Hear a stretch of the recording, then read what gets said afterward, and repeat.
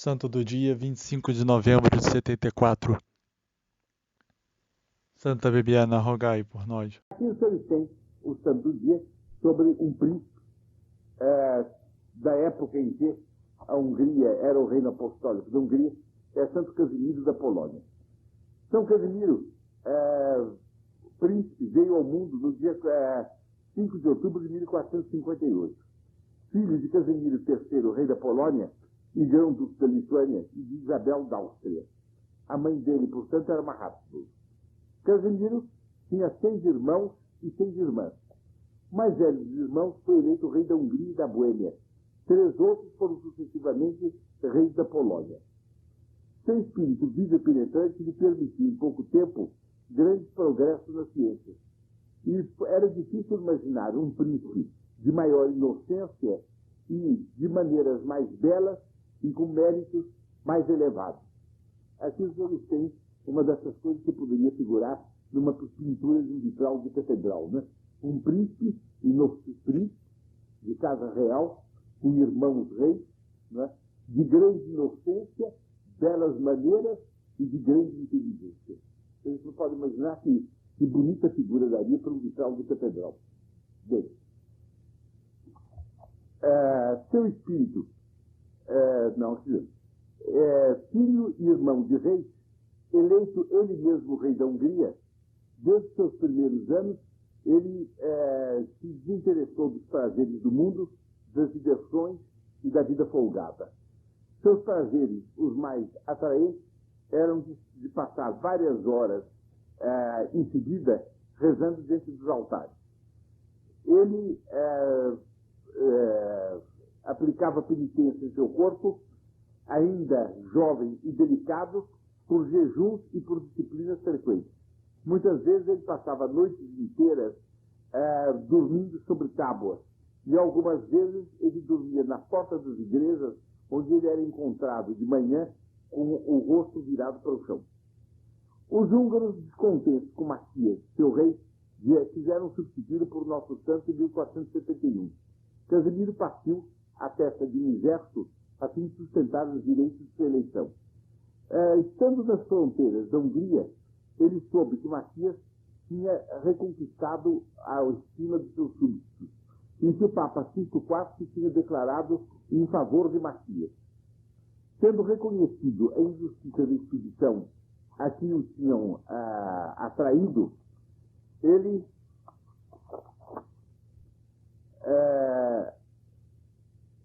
recusou constantemente de fazer qualquer outro ataque e voltou para a Polônia. Quando ele assistiu ao Santo Sacrifício da Missa, ele não era raro que ele tivesse êxtase no momento em que se operava transubstanciação.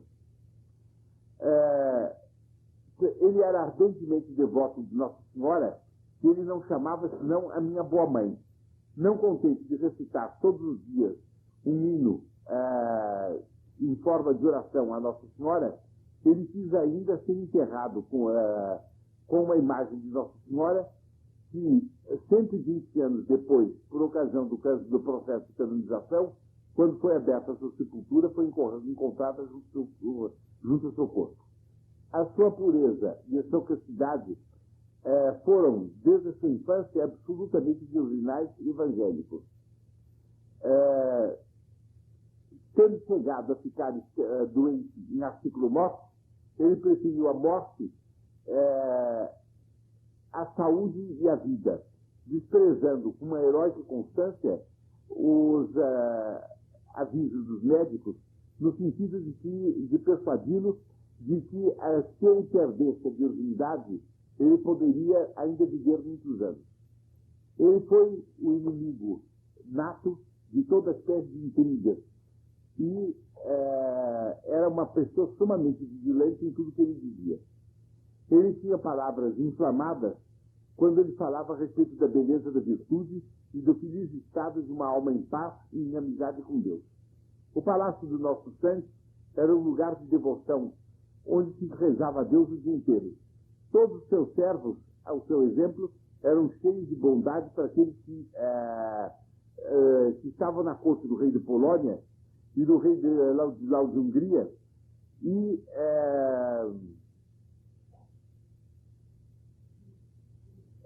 se destacavam pela extraordinária misericórdia que tinham para com todos os visitantes. Todos os pobres tinham lá pedir esmola. Seu zelo pela religião católica respondia a tanta piedade. Ele empregou todo o seu poder em extirpar o cisma dos russos, que a Zereió que tinha penetrado na Polônia. E levou o rei, seu pai, a confiscar todas as igrejas todas as igrejas cismáticas. E impediu, mais tarde, que essas igrejas fossem restituídas aos cismáticos. Deus lhe fez a graça de revelar o dia e a hora de sua morte. No dia 4 de março do ano de 1483, ele tinha atingido 24 anos e ele expirou docemente, entregando sua alma a Deus. Seu corpo foi levado com grande pompa fúnebre para a igreja catedral de Velho, capital do ducado do qual ele era senhor, e recebeu ali as honras da sepultura. Os senhores veem que é um rei, é um príncipe que se destacou por virtudes que não são exatamente aquelas pelas quais mais deve destacar um militante da PSP. Mais uma vez, a observação que eu fiz aqui no último tanto do dia vem a propósito. Os senhores estão vendo que ele era um varão, um jovem de uma alta condição social, de alta cultura, no qual se reuniam todos os dons físicos, intelectuais e espirituais, muito justo, muito misericordioso, muito bondoso, mas na sua biografia, pelo menos, apenas consta dele um grande gesto de heroísmo, de energia. Esse gesto de energia é o confisco dos bens da igreja cismática e o impedimento da igreja cismática funcionar na Polônia. Gesto que está à altura de um inquisidor e à altura da alma de um santo. Mas, tirando esse gesto, o que é que nós vemos? Nós vemos as virtudes suaves, vemos as virtudes amáveis, as virtudes que tornam um homem atraente. Não vemos as virtudes do batalhador. Por que isso aí? Porque exatamente nós estamos numa época em que na Europa se vivia o período chamado da anarquia feudal. Os senhores feudais, os príncipes, se destacavam todos por uma tendência a guerrear excessivamente, a manter uns com os outros em estado de guerra contínuo por razões muitas vezes fúteis, por razões que levavam a Santa Sé a pronunciar condenação em cima de condenação. Duas influências nefastas se somavam para que esse estado de coisas existisse. Em primeiro lugar, uma influência bárbara, que era remota, mas que ainda se fazia sentir, e que levava esses homens a não poderem viver tranquilos, mas, de outro lado, também uma explosão de vaidade e de megalice, a que, infelizmente, as cruzadas do Oriente tinham dado lugar. Vocês sabem que na Europa houve várias cruzadas. A mais vitoriosa de todas elas foi a cruzada da Espanha e Portugal contra os mouros que invadiram a Península Ibérica. Houve cruzadas também coroadas de belo êxito contra os turcos que invadiram mais de uma vez a Hungria, vindos do sul, cruzadas também coroadas de êxito, bom êxito, contra os pagãos do Mar Báltico que queriam impedir a expansão da religião católica. Mas, ao par dessas cruzadas, houve a série de cruzadas mais célebres, que foram as para a libertação do Santo Sepulcro, que, no total, umas pelas outras, redundaram no fracasso. E redundaram no fracasso em grande parte por causa do espírito de vaidade, de exibição que se apoderou dos cruzados. Sabendo eles que todo o Oriente tinha os olhos voltados para eles e que os atos de coragem que eles tivessem para a reconquista do Santo Sepulcro haveriam de redundar em fama, em reputação, em glória para eles, conhecendo eles esse fato, eles tinham a preocupação no Oriente de ocupar os primeiros lugares nas batalhas para se destacar e ganhar fama no Ocidente, dentro do contexto deles. Quer dizer, eles não abandonaram o contexto. Eles saíram fisicamente de dentro do contexto, mas com a preocupação de se tornarem célebres no contexto que ficava na Europa. E então, acontecia muitas vezes ficou um pasmo para todo mundo, verdadeiro escândalo, quando chegava a hora do general-chefe distribuir os lugares. Quando não distribuía para A, B ou C um lugar de primeira linha, que desse ocasião a grandes proezas, esse não aceitava e entrava em luta com aquele que tinha recebido outro lugar. Então, na primeira linha, os cruzados guerreavam entre si em vez de guerrearem com adversários. Resultados, naturalmente, eram derrotados. Isso contaminou toda a nobreza europeia com uma espécie de vício, de fanfarronada militar, cujo resultado foi que, mesmo na Europa, terminadas as cruzadas, as lutas entre os feudos fossem incessantes. E todos os estados europeus vivessem numa agitação, numa fermentação incessante por causa disso. Então, se chama anarquia feudal. Essa anarquia feudal favoreceu até indiretamente a causa da Revolução. Porque foi tão grande que os reis, para coibirem essa anarquia, começaram a exercer uma autoridade brutal sobre os senhores feudais. E a quebrar, então, os senhores feudais, passando para a monarquia absoluta dos tempos modernos, certamente muito menos digna de aplauso do que a monarquia feudal, como o ideal medieval ela tinha imaginado.